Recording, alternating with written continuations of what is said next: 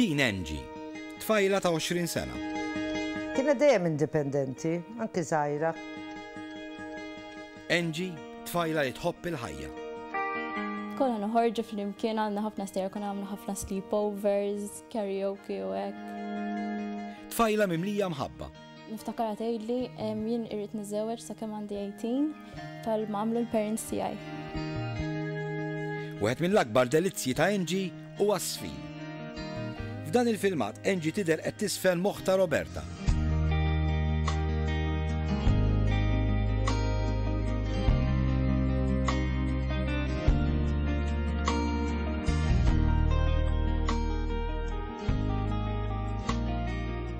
Angie ta' 20 sena, tfajla mimlija ħolm u proġetti. Angie kienet tħobba l-iskola, kienet tistudja, kienet tajt li titilħaq accountant. U kienet bdiet taħdem HSBC call center, kienet sejjer tajba ħafna. Meta Angie kellha 17-il sena, il-familja kollha tipprova temigra lejn l-Awstralja. Imma Angie li għalt li ma jina mandumx l-Awstralja, għalt li zbaħ minn Malta memx. Lura Malta, Angie tgħaddi mill-isbaħ esperjenza f'ħajjitha. Angie issir om ta' tifla li semmija Alison. Magic! Baħ! Għamili baħ!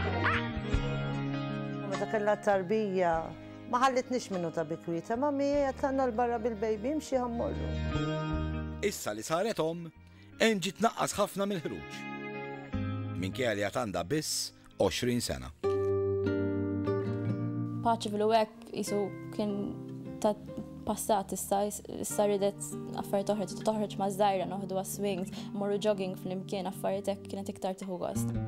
17 ta' Mejju 2010. Wara 7 xhur ma toħroġ, ħabiba oħra ta' Angie tikkonvinċiha biex toħroġ għal drink magħha. Kien il-ħadd, kienet xogħol mid-9 ta' filgħodu sa' 9 ta' bilej, għalt illum ħa noħroġ, għalt għax ma rridx inħalli din ħabiba dejjem ngħidilha le.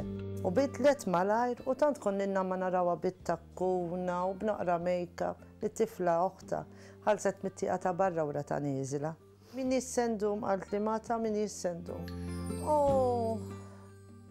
Najlek il-verità tlajna nordu fil-bedroom mux taħħa aktar fuq u battila messaġi fis-satej ta' filgħodu għattila Angie.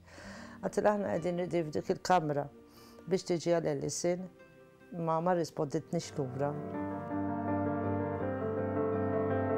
It-tlieta ta' filgħodu. Fuq il-bib tad-dar, Anna u Leslie jisimgħu tiżbita kbira. Meta fnaħna l-bib kien hemm ġiex pulizija u għalunna aħna ndunajna mill-ewwel li hemm ġara xi ħaġa. Ma tajt il-biċċa, ma tajthomx xans jgħiduli. Lhom Angie ġrala xi ħaġa. Angie ġrala xi ħaġa. Bdejt niġri l-kurutur kollu. Għallu sinjura jgħat ir-raġel għax madura. Ma talli madura kont ħaniġġenna. Kemm kera dik il-5 minuti.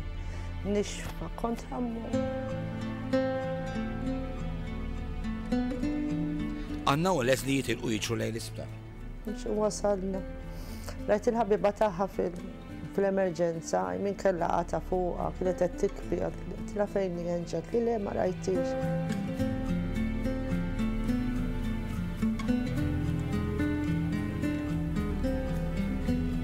Ma ħallunix narawha u għadna bil-fors li ġara xi ħaġa vera serju, għax dana bniedem joqgħod ħdejk u jkellmek dik il-manjera biex jikkalmak. Kien hemm xi ħaġa ħażina kbira li ġrala t-tifla tagħna. Il-ħabiba li kienet ma' Angie tirrakkonta lil Anna li dak il-ħin tal-inċident Angie kienet marret dawra fuq mutur. Milli għallunna wkoll li għall-ewwel ma aċċettax li tmur. Ma mbagħad mar bil-ħelmit Alla jiena sejjera jagħna mmorru 5 minuti u naħseb aċċettat li tmur.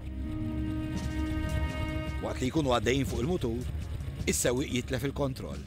U kien għaddej b'speed qawwi ħafna li fejn tilef il-kontroll ta' dal-mutur meta tilef il-mutur, mbagħad iskidja u Angie sofrit dal-ġrieħi. Angie ittir mill-mutur u taħbat rasa mal-ġebel tar-roundabout. Kienet daħna ġo daw il-ġiex mal-roundabout, ma daw il-ġiex ġebliet. Ġifieri l-impact kien kbir.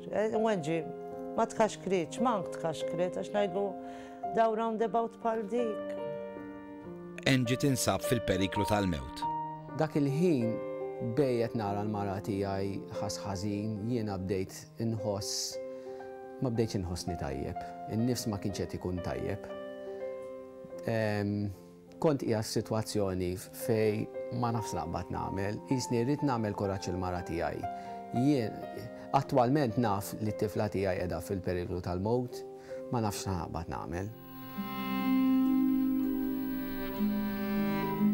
Xej dak il-ħin għattilhom marru salvawili. Marru salvawili. Mbagħad it-tabib għalli hawn mediċina ħantu ilha. Għalli tuħu nofsija, nippruvaw neħu l-hemorrhage minn rasa biex naraw eżatt fejn laqtet. Għalli ma forsi ma taħdimx. U forsi xi raġel qalsija li wara 10 minuti ħareġ għalilna. It-tifla ma ħadmitx. Tifla qiegħda fuq il-magni. Tifla qiegħda fuq life machine. Li salvawili. Wara l-operazzjoni, in-nersis jgħidulhom biex jidħlu jaraw lil Angie. Kellha l-kullara hekk fuq ta' għonqa, mimlija dem, bruises fuq wiċċa, pajpi jitħirġin minn kullum kien. Qalbi titħabbat u tħabbat. Bdejt inħoss ħafna bart.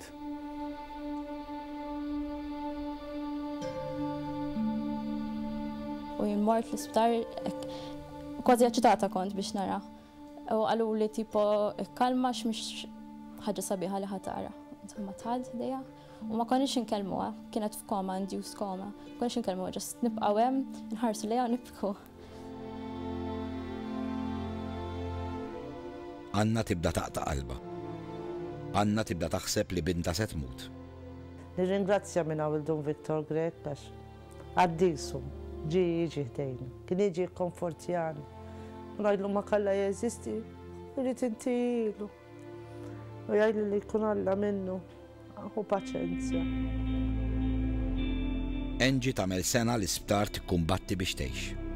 Għalilna tifla li baqala tisma' u unfortunate li l-uġieħ, tħoss l-uġieħ. Ħadd ma jgħidlek isma' it's brain injury mhux ħaterġa' tkun kif kienet. Ħadd ma jgħidlek just mbagħad għax inti tkun mimlija tama tgħid forsi. Mbagħad kif jgħaddi x-xhur tibda tara li hekk ħatibqa' mbagħad ma baqgħetx fl-induced coma, kienet tiftaħ għajnejha. Nkellimha hekk u ngħidilha tipo għamel sforz li tista' nara u mbagħad tinduna li tipo hekk se tibqa'.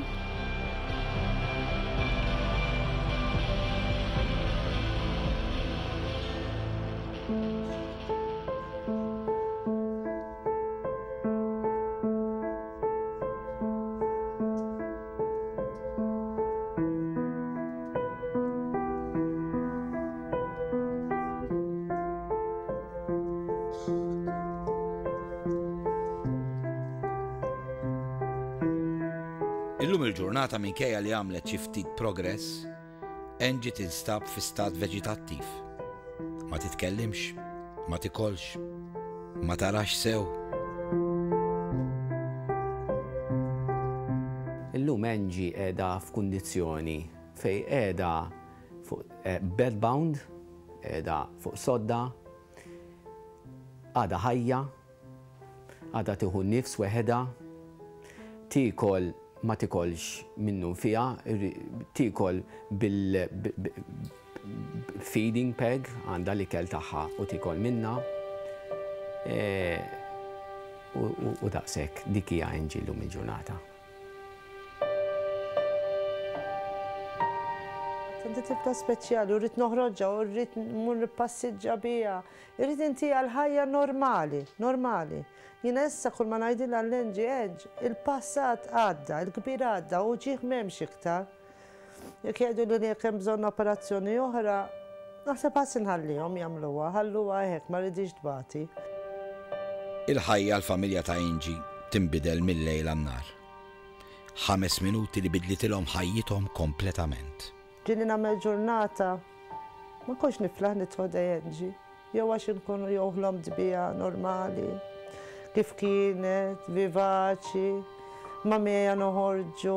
Issa mhux tgħidli mamija noħorġu, jiena mmur idejha, mami, ngħidilha Angie, illum daqshekk, illum tlaqna l-barra. Gillian kif tħossha llum meta Angie ma tkellimix lura? Nara r-ritratti ta' qabel, nibki għax missjaqa.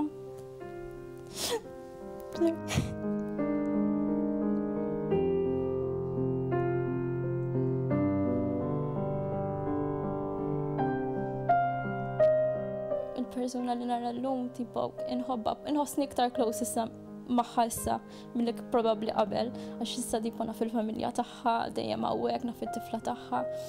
So naċċetta kif inhi llum u nħobba xorta imma differenti mill-Angie ta' qabel u jisek jisu meta jmut xi ħadd. L-aktar ħaġa li tweġġa lill-familja ta' Angie hija t-tifla ta' Angie stess, Alison. Ridet ħafna trabbijaj, ridet ħafna torija li l-mami tagħha. U llum qed irrabbija jiena. Darba kienet qalet li l-Angie konna l-Karen Grek, kienet qaltilha bl-Ingliż you don't love me mama because you don't buy me presents. U kisrit li qalbi dak il-ħin għedtila tipo presents mhux imħabba mami xorti tħobbok u qalt li Jiena sissa l-iktar weġa li ħassejt meta Angie minn 20 għal 21 u għeda kif inhi. Hemmhekk jiena kbejt ħafna, Karen Grek, u marta ħadd ikellimni. Morna bil-ħbieb tagħha to wish her a happy birthday, but in reality was it a happy birthday? Anna tibqa' bit-tama li xi darba binta tmur għall-aħjar. U għalhekk nemmen naħseb falla x'Alla ħajti li aħjarta, miseħabli li L-aktar ħaġa li tbeżza lil Anna hija x'se jiġri minn Angie jekk tiġi nieqsa hi. Għad irid niftakar li jekk forsi niġi nieqsa jiena Angie tkun għadha hawnhekk. X'Angie titlaq miegħi. Tiġi miegħi Angie kull fejn immur. Anke il-bambin miegħi noħodha.